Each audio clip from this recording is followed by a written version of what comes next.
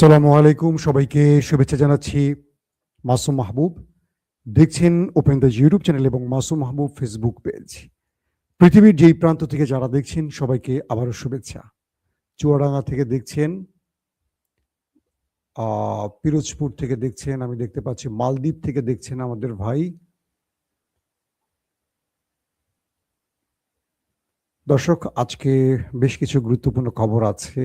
সিলেটের গোয়াইনঘাট থেকে দেখছেন, কুমিল্লা থেকে দেখছেন, কারওয়ান বাজার থেকে দেখছেন। সাউন্ড সব ঠিক আছে তো না?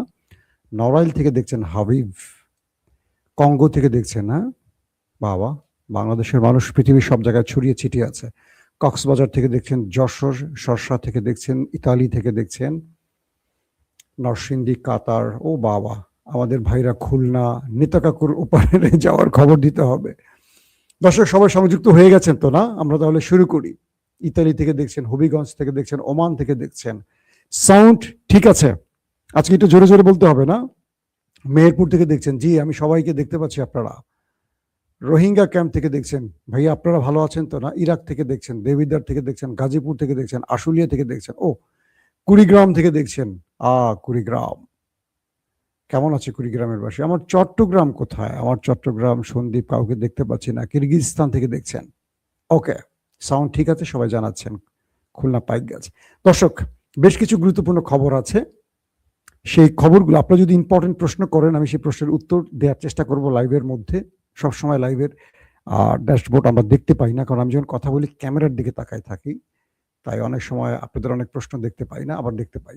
হ্যাঁ, গাইবান্ধা থেকে দেখছেন, চাঁদপুর কচুয়া নাকি সেখান থেকে দেখছেন, গুলশান 2। ও চট্টগ্রাম চলে এসছে, রোমানিয়া চলে এসছে, বাহরাইন চলে এসছে, মুরাদনগর আসছে, মিরপুর আসছে, সাউথ আফ্রিকা থেকে আসছে। ওকে দর্শক, গুরুত্বপূর্ণ খবরগুলো আজকে একটা একটা করে দেবার চেষ্টা করি। প্রথম কথা হলো যে ইরান এ পর্যন্ত যে লড়াইটা করলো, সেই লড়াইতে কতটুকু বিজয় পেল? একটা প্রশ্ন আছে না, আমেরিকার কি কি ক্ষতি হয়েছে? আমাকে এক দর্শক প্রশ্ন করেছিলেন, নেতাকাকুর বাড়িতে এত হামলা হওয়ার পরও সেটা এখনো ঠিক আছে না কি অবস্থা আছে সেটা জানানোর জন্য।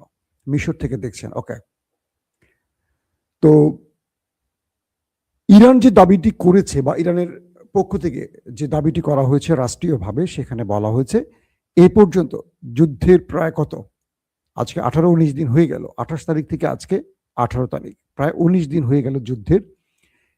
এখন পর্যন্ত ইরান দাবি করেছে তারা 153টি মিসাইল লঞ্চ প্ল্যাটফর্ম, যেখান থেকে মিসাইল হিট করা হয়, 153টি, ভালো করে শোনেন, 153টি মিসাইল লঞ্চ প্ল্যাটফর্ম ধ্বংস করেছে ইরান। কাদের? শত্রুর, অর্থাৎ মার্কিন যুক্তরাষ্ট্রের। তারপরে বলা হয়েছে 23টি তারা প্যাট্রিয়ট মিসাইল সিস্টেম ধ্বংস করেছে। বুঝতে পারছেন? প্যাট্রিয়ট এটা হলো প্রতিরক্ষা ব্যবস্থা, এখান থেকে অ্যান্টি মিসাইল ছুড়ে ইরানের ড্রোন কিংবা মিসাইল ধ্বংস করা হয়। পৃথিবীর সবচেয়ে উন্নত মানের আকাশ প্রতিরক্ষা সিস্টেমের একটি হলো প্যাট্রিয়ট। তো ইরান দাবি করেছে মার্কিন 23টি প্যাট্রিয়ট সিস্টেম তারা ধ্বংস করেছে। এরপর ইরান দাবি করেছে তারা 37টি যুদ্ধ বিমান এবং হেলিকপ্টার এই যুদ্ধে তারা ধ্বংস করেছে মার্কিনীদের। কে বলছে এগুলো? ইরানের রাষ্ট্রীয়ভাবে বা ইরানের যারা যুদ্ধ করছেন সেই যুদ্ধকালীন পরিষদের দায়িত্বশীলরা। পাশাপাশি বলছেন এই লড়াইতে তারা আমেরিকা, মধ্যপ্রাচ্যে থাকা তাদের 43% সমরাস্ত্র শেষ করে ফেলেছে, ধ্বংস করে ফেলেছে। কারা? ইরান। অর্থাৎ এই যুদ্ধে তাদের যে সিস্টেমগুলো ব্যবহার করেছে, সেটা আকাশ প্রতিরক্ষা সিস্টেম বলি, বা সেটা কি বলবো, তাদের মিসাইল লঞ্চার বলি, তাদের মিসাইল বলি, প্রতিরক্ষা বা রাডার সিস্টেম, সবকিছু মিলে ইরান দাবি করছে তারা আমেরিকার 43% সমরাস্ত্র ধ্বংস করে ফেলেছে 100%-এর মধ্যে। এটা একটা বিশাল দাবি, কতটুকু সত্য মিথ্যা জানি না, এটা হলো ইরানের দাবি। এবং যুদ্ধক্ষেত্রে এই দাবিগুলোর সঠিক পরিসংখ্যান বলা মুশকিল, কারণ যারা যাদের মতো বা তাদের কাছে যে তথ্য থাকে সেই তথ্যের আলোকে দাবি করে। যুদ্ধ শেষে নিরপেক্ষ সংস্থাগুলো বিশ্লেষণ করে সঠিক পরিসংখ্যান দিতে পারে। কিন্তু এটা আমি যেটা বললাম, এটা হলো ইরানের দাবি। আসেন তারপর দ্বিতীয় গুরুত্বপূর্ণ খবরটা কি। ইরান বলেছিল যদি আমাদের জ্বালানি বা বিদ্যুৎ বা গ্যাস বা তেল এই জরুরি প্রয়োজনীয় কোনো স্থাপনায় হামলা হয়, তাহলে শত্রুকে আমরা ঠিক একই রকম পরিণতিতে ফেলব। অর্থাৎ ইরানের যেখানে হামলা হবে, ইরান সেম জায়গায় হামলা করবে। আজকের বড় খবর হলো আমেরিকা এবং নেতাকাকুর দেশ মিলে ইরানের জ্বালানি এবং বিদ্যুৎ ক্ষেত্রে হামলা করেছে। বলা হয়েছে এমন একটি বিদ্যুৎ কেন্দ্রে বা গ্যাস ফিল্ডে হামলা হয়েছে যেখান থেকে ইরানের 80% গ্যাস ব্যবহার করে, মানে ইরান রাষ্ট্রটির 80% গ্যাস ব্যবহার হয় যে ক্ষেত্রটি থেকে, সেই গ্যাস ফিল্ডে হামলা করেছে দুটো রাষ্ট্র একসাথে। এবং এ কারণে ইরানের মধ্যে গ্যাস সংকট দেখা দেওয়ার প্রবল সম্ভাবনা আছে। এখন ইরান এ পর্যন্ত যতগুলো হুমকি দিয়েছে প্রত্যেকটা বাস্তবায়ন করেছে। এখন দেখার পালা, যেহেতু ইরানের গ্যাস, বিদ্যুৎ এই গুরুত্বপূর্ণ জরুরি ব্যবহারযোগ্য স্থাপনায় হামলা হয়েছে, ধারণা করা হচ্ছে এবার মধ্যপ্রাচ্যের গ্যাস বা তেল ক্ষেত্রে বড় হামলা হতে যাচ্ছে। এবং ইরান বলছে আজকে তারা কিয়ামত নামাবে। এটা ইরানের ঘোষণা। আজকে রাতটি খুব ম্যাসিভ আকারে কোনো বড় ঘটনা ঘটতে যাচ্ছে মধ্যপ্রাচ্যে, এটা আমরা বলতে পারি। আসেন 2 নম্বর গুরুত্বপূর্ণ খবরটি কি। মার্কিন ভাইস প্রেসিডেন্ট জেডি ভেন্স, নাম তো শুনেছেন সবাই কম বেশি, তিনি আজকে স্পষ্ট একটি বক্তব্য দিয়েছেন। তিনি বলেছেন এই যুদ্ধে মার্কিনীদের সম্মতি নেই। তিনি বলছেন এই যুদ্ধটি হলো নেতাকাকুর দেশের যুদ্ধ, ট্রাম্প এই যুদ্ধে ফাঁদে পড়েছে। কে বলছে? মার্কিন যুক্তরাষ্ট্রের যিনি ভাইস প্রেসিডেন্ট, ডোনাল্ড ট্রাম্প যাকে ভাইস প্রেসিডেন্ট বা রিপাবলিকানরা যাকে ভাইস প্রেসিডেন্ট বানিয়েছেন, সেই জেডি ভেন্স। অর্থাৎ তিনি এই লড়াইতে নিজের সম্পৃক্ততা পুরোপুরি তার অবস্থান থেকে তিনি উঠিয়ে নিয়েছেন। অর্থাৎ মার্কিনীরা এই যুদ্ধের পক্ষে নয়, এই জেডি ভেন্সের বক্তব্যে সেটি স্পষ্ট হয়ে গেছে। পাশাপাশি মার্কিন যুক্তরাষ্ট্রের মধ্যে বিশাল সংখ্যক একটা পদত্যাগের গ্রুপ তৈরি হচ্ছে। ইতিমধ্যে আপনারা জানেন যে কাউন্টার টেরোরিজম ইউনিটের প্রধান পদত্যাগ করেছেন। বলা হচ্ছে এরকম আরো হাই অফিসিয়াল গুরুত্বপূর্ণ যারা যুদ্ধের সাথে সম্পৃক্ত, এরকম অনেকেই ট্রাম্প প্রশাসন থেকে পদত্যাগ করতে পারেন। তার মানে হলো ট্রাম্প অভ্যন্তরীণভাবে আরো বড় চাপে পড়তে যাচ্ছে আমেরিকার ভেতর থেকে। পাশাপাশি মার্কিন গণমাধ্যমগুলোর কিছু তথ্য এসে, সিএনএন কিছু রিপোর্ট তৈরি করেছে, কিছু জরিপ প্রকাশ করেছে। খুব জনপ্রিয় একটি গণমাধ্যম আমেরিকার সিএনএন। তারা বলছে এই সরকারের, মানে ট্রাম্প সরকারের জনপ্রিয়তা কমেছে 79%। 100% জনপ্রিয়তাকে যদি আমরা মাথায় রাখি, ট্রাম্পের বর্তমান জনপ্রিয়তা 79, প্রায় 80% জনপ্রিয়তা কমে গেছে এই যুদ্ধটা শুরু করার কারণে। অর্থাৎ আমেরিকানরা কি ভাবছে সিএনএন এই রিপোর্টে বোঝা যাচ্ছে। পাশাপাশি এটিও বলা হয়েছে মানে দুটো দেশ, অর্থাৎ পৃথিবীর সকল দেশের মধ্যে সবচেয়ে অজনপ্রিয় বা অপ্রিয় দেশ কোন দুটো, তালিকায় প্রথমে এসছে আমাদের নেতা কাকু, আর তারপর আসছে ড্রাম চাচ্চুর দেশের নাম। অর্থাৎ এই জরিপগুলোতে বলা হয়েছে পৃথিবীর সবচেয়ে অপছন্দের দেশ কোনটা, চলে এসছে ওইটা, বুঝছেন তো কোনটা? নেতা কাকুর দেশ। দ্বিতীয়তে ড্রাম চাচ্চুর দেশ। এগুলো সব আমেরিকার গণমাধ্যমের খবর, আমি বলছি না, যে আমার মতো করে বলবো। পাশাপাশি ট্রাম্পকে এই যুদ্ধ শুরু করার জন্য ইমপিচমেন্টের জন্য দাবি উঠেছে। এটি নিয়েও গণমাধ্যম বড় করে সংবাদ প্রচার করছে।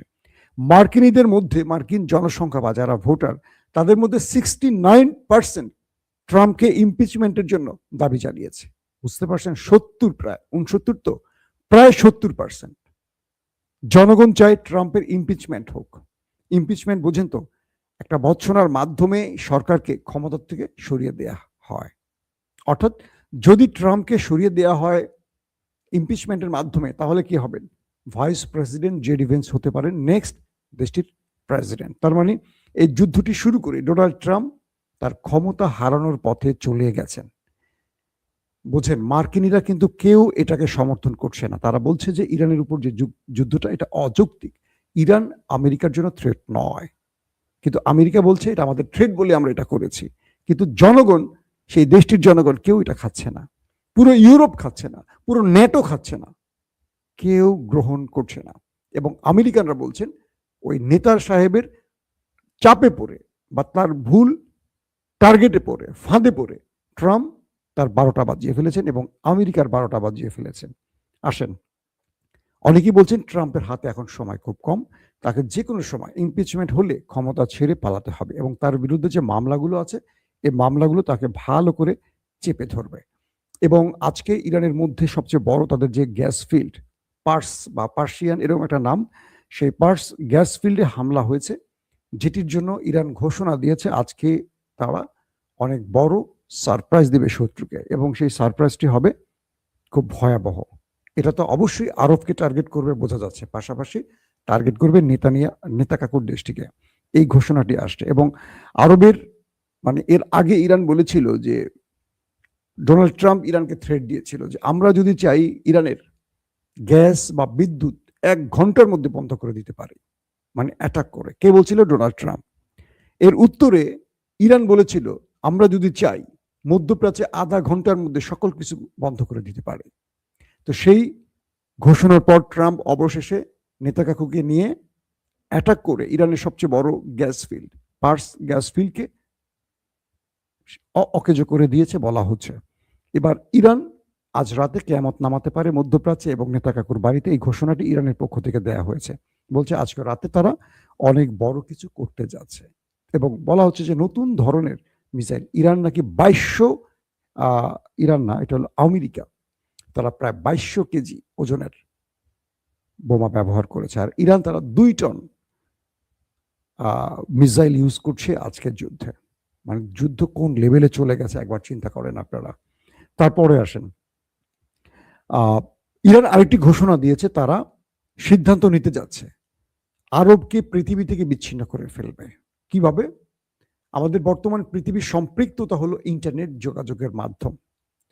ইরান বলছে তারা আরবের যে ইন্টারনেট কেবলটি আছে সেই কেবলটি তারা যে কোনো সময় কেটে দিতে পারে। মনে করা হচ্ছে আরবকে ব্যবহার করে তারা যে যুদ্ধটি ছড়িয়ে দিয়েছে দেশ দুটো, এখানে ইন্টারনেটের একটা বড় ভূমিকা আছে। তো ইরান বলছে তারা সিদ্ধান্ত নিতে যাচ্ছে যে কোনো সময় তারা আরবের ইন্টারনেট কানেকশন বন্ধ করে দেবে। যেই ফাইবার অপটিকটি সাগরের নিচ দিয়ে গেছে সেটিকে তারা যে কোনো সময় কেটে দিতে পারে। এটা আরবের জন্য একটা ভয়াবহ বিপর্যয় হবে। ইন্টারনেট বন্ধ মানে পৃথিবীর সবকিছু বন্ধ। ওইসব দেশে কিন্তু সব ইন্টারনেটের উপর চলে, ব্যাংক, বিমা, তাদের সবকিছু। এক বাক্যে বলতে পারি যে পৃথিবীর এই মুহূর্তে একটা ঘরের দরজা ইন্টারনেটের মাধ্যমে খুলে, জানেন, রিমোটের মাধ্যমে, নাম্বারের মাধ্যমে, মোবাইল, নেট, টিভি, এভরিথিং এখন ইন্টারনেট ব্যবস্থার উপর নির্ভরশীল। একদিকে জ্বালানি, একদিকে ইন্টারনেট, পৃথিবীর সবচেয়ে গুরুত্বপূর্ণ দুটো বিষয়। তো এটা যদি বন্ধ করে দেয় ইরান, তাহলে তো কিয়ামত নেমে যাবে আরব রাষ্ট্রের মধ্যে। পাশাপাশি বলা হচ্ছে যে আমেরিকা বলছে যে দুঃখিত, দখলদার দেশটি বলছে ইরানের বিরুদ্ধে এটি হবে তাদের সবচেয়ে বড় শেষ যুদ্ধ। এটা একটু বিশ্লেষণ করতে হবে আপনাদের কাছে। সেটা হলো বর্তমান প্রেক্ষাপটে আমেরিকার ভেতরে বাইরে ট্রাম্পের উপর যে চাপ আসছে, এরকম চাপ এর আগে কখনো আসেনি। আমরা গাজার ক্ষেত্রে এরকম চাপ দেখিনি। আমেরিকানরা মনে করছেন নেতাকাকু ট্রাম্পকে ফাঁদে ফেলেছেন, কথাটা বলেছি একটু আগে, এবং এই যুদ্ধটি আমেরিকার নয়, এটা ওই দেশটির। এবং তাদের যে সেনা মারা যাচ্ছে, তাদের যে প্রচুর সম্পদ নষ্ট হচ্ছে, তারা যে পরাশক্তি থেকে ছিটকে পড়ছে, ওয়ার্ল্ড অর্ডার ভেঙে পড়ছে, তাদের ডলারের যে ভয়ঙ্কর বিপদ আসছে, তারা যে পৃথিবীতে সবচেয়ে সেরা ছিল বা সবচেয়ে ক্ষমতাবান ছিল, একটা পুচকে ইরানের ধাক্কায় তাদের যে সব নড়বড়ে হয়ে গেছে, এটার একমাত্র কারণ ওই দুইজন প্রেসিডেন্ট, একজন প্রধানমন্ত্রী, একজন প্রেসিডেন্ট। তো তারা এখন যেটা মনে করছে যে আমেরিকা এই যুদ্ধ থেকে শুধু আমেরিকা যে কোনোভাবে এই যুদ্ধ থেকে বেরিয়ে আসুক, এই চেষ্টাটি চলছে। আমেরিকা এখন যেভাবে হোক এই যুদ্ধ থেকে বেরিয়ে আসতে চায়, কিন্তু নেতাকাকুর একটি টার্গেট, এই যুদ্ধ থেকে যদি আমেরিকা বেরিয়ে যায় তাহলে তার পিঠের চামড়া রাখবে না ইরান, মাইরা তক্তা বানায় ফেলবে। এবং জীবনে এটি হবে ইরানের বিরুদ্ধে তাদের লাস্ট লড়াই। কারণ এরপর ওই দেশটি, নেতাকাকুর দেশটি আর কখনো আমেরিকাকে সম্পৃক্ত করতে পারবে না যুদ্ধে, কারণ এবার পুরো সিস্টেম ভেঙে পড়ে গেছে তাদের মধ্যে। তো এখন তিনি চাইছেন যে কোনোভাবে এই লড়াইটাকে ইরানের শেষ করে দিয়ে শেষ করতে, অর্থাৎ ইরানকে শেষ করে শেষ করবেন। তাই তিনি আমেরিকার সাথে যারা লিয়াজও করতে পারে, আলোচনা করতে পারে, সেই সব ব্যক্তিদেরকে টার্গেট করে নেতা কাকুরা মেরে দিচ্ছে। এর মধ্যে আপনারা জেনে গেছেন আলী লারিজানিকে মেরে ফেলেছে, গোয়েন্দা প্রধানকে মেরে ফেলার অভিযোগ উঠছে, আরো বেশ কজন টার্গেট আছে। আব্বাস আরাকচি পররাষ্ট্রমন্ত্রী, তিনিও টার্গেটে আছেন। তো সবকিছু মিলে এই জিনিসটি বলা যাচ্ছে, যদি ইরান দাঁতে দাঁতে কামড় দিয়ে আর কয়েকটা দিন, ধরেন আর কয়েকটা সপ্তাহ বা মাসখানেক লড়াই চালিয়ে যেতে পারে, খেলা শেষ হয়ে যাবে। মধ্যপ্রাচ্যের সিস্টেম পুরোপুরি ইরানের কবজায় চলে আসবে। আর যদি ইরান কয়েকদিনের মধ্যে বড় রকম চাপে পড়ে যায়, তাহলে মধ্যপ্রাচ্যের পুরো মোড়ল হয়ে যাবে ওই একটি দেশ। তো ইরান এই মুহূর্তে খুব কৌশলে খেলছে। কৌশলটা হলো অ্যাটাক করছে আবার ধীর গতিতে, মানে তারা টেস্ট এবং T20 একসাথে খেলছে। কখনো তারা টেস্ট মুডে বোলিং করছে, কখনো তারা T20 মুডে ব্যাটিং করছে। তো এখন ওই দেশটির মূল টার্গেট হলো এই যুদ্ধ থেকে যেন আমেরিকা বেরিয়ে যাওয়ার আগেই তারা বড় কিছু করে ইরানের মধ্যে একটা বড় সাফল্য নিতে পারে, ইরানকে মাজাটা ভেঙে দিতে পারে। আর ইরানের চেষ্টাটা হলো কয়টা দিন তারা লড়াই করে টিকে থাকার। এখন যে কোনো সময় আমেরিকা কিন্তু যুদ্ধ থেকে বেরিয়ে যাবে, তাহলে ওই দেশটি একা হয়ে পড়বে। তাই এই যুদ্ধ থেকে যেন ওরা ট্রাম্প বেরিয়ে যেতে না পারে, তাই ভেতরে ফলস ফ্ল্যাগ অপারেশন বা 9/11-এর মতো ভয়ঙ্কর ঘটনারও পরিকল্পনা আছে সেই দেশটির। সো এখানে সবাইকে সজাগ থাকতে হবে। এবং ইরানের পক্ষ থেকে ইরান বলেছে যে আমাদের যত লিডারকে তোমরা মারো, আমাদের কিচ্ছু যায় আসে না। তোমরা আমাদের প্রেসিডেন্টকে মেরে দিয়েছিল, ইব্রাহিম রাইসি, কিচ্ছু হয়নি। পররাষ্ট্রমন্ত্রী আব্দুল্লাহিয়ানকে মেরেছো, কিচ্ছু হয়নি। তোমরা আমাদের সুপ্রিম লিডারকে মেরে দিয়েছো, কি হয়েছে? যুদ্ধ থেমেছে না, যুদ্ধ আরো গতি পেয়েছে। তোমরা টপ 40 জন জেনারেল বা কমান্ডার, গুরুত্বপূর্ণ যারা একদম টপ মন্ত্রী পরিষদ বা যারা যুদ্ধের সবচেয়ে বড় ব্যক্তি, IRGC প্রধান সহ মেরেছ, কি হয়েছে? কিচ্ছু হয়নি। আগে বলা হয়েছিল যে ইমাম আলী খামিনির আমলে 4 জন ব্যক্তিকে প্রতিটি পদের জন্য সিলেক্ট করা হয়, একজন মরে গেলে আরেকজন, একজন মরে গেলে আরেকজন। কি সিস্টেম দেখেন, সবাই মরার জন্য প্রস্তুত হয়ে রয়েছে এখানে, কেউ পদ ছেড়ে পালাচ্ছে না, মরার জন্য সবাই রেডি। আর এখন যেটি শোনা গেছে যে না, প্রতি পদে 7 জনকে সিলেক্ট করা হয়েছে। প্রত্যেকটি বিভাগের প্রত্যেকটি প্রধান পদের জন্য 7 জন করে সিলেক্ট করে রেখেছে ইরান। একজনের পর অটোমেটিক আরেকজন চলে আসবে, একজনের পর একজন চলে আসবে। তার মানে প্রত্যেকে ওই কপালে মৃত্যুর কাফনটি বেঁধেই এই লড়াইটি নেমে গেছে। এখন আর কোনো কিছু করার সুযোগ নেই। আজকে ইরান 2 টন ওজনের মিসাইল ইউজ করেছে, হামলা করেছে 2 টনের দিয়ে ওই নেতা কাকুর বাড়িতে, এবং সেটির নাম ছিল খুররাম শাহর। পাশাপাশি আজকে তারা খাইবার, ইমাদ এবং গাদর এই সিরিজের মিসাইলগুলো ব্যবহার করেছে। পাশাপাশি তারা ব্যবহার করেছে আজকে তাদের দুর্দান্ত ড্রোনগুলো। বলা হচ্ছে আজকে কালকে থেকে যে আজকে যে অ্যাটাকগুলো হচ্ছে, সেই অ্যাটাকের মধ্যে সবচেয়ে বড় অ্যাটাক এখন চলছে ভেতরটা, অর্থাৎ নেতা কাকুর বাড়ির ভেতরের অবস্থা খুবই করুণ।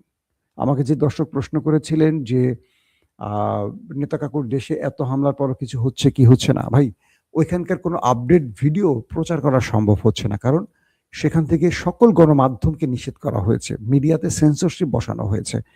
তাই আপনারা যে অনেক সময় AI ভিডিও দেখতেছেন বা কিছু ভিডিও আরবের যে ভিডিওগুলো হয়তো আপনারা দেখতেছেন, কিন্তু ওই দেশের ভেতরের কিছু কিছু ভবনের ধ্বংসস্তূপ বা সাধারণ পিপুলের বা সিভিলিয়ানদের উপর যে অ্যাটাকগুলো হচ্ছে বা এরকম বিশ্বকে দেখানোর জন্য কিছু ভিডিও তারা করে, যেটা আমাদের সিভিলিয়ান অঞ্চল, আসলে সিভিলিয়ানদের না, হয়তো কোনো জেনারেলের বাড়ি ছিল, এগুলো দেখাচ্ছে, আমরা এগুলি দেখতে পাচ্ছি। কিন্তু বড় ফ্রেমে ইরান যে দাবি করছে গতকালকে তারা 100টি টার্গেটে হিট করেছে 100 মিসাইল দিয়ে, এই ফুটেজ তো আমরা একটাও পাই নাই। যা পাচ্ছি অনেকগুলো AI, যা পাচ্ছি আরবের, কিন্তু ওদের ভেতরের ফুটেজগুলো খুব কম বাইরে আসছে, কারণ পুরো প্রযুক্তি ওদের হাতে। ওরা চাইলে যে কোনো জিনিস ডিলিট করে দিতে পারে, ওরা চাইলে যে কোনো জিনিস মানে ওদের কন্ট্রোলের বাইরে যাবে না।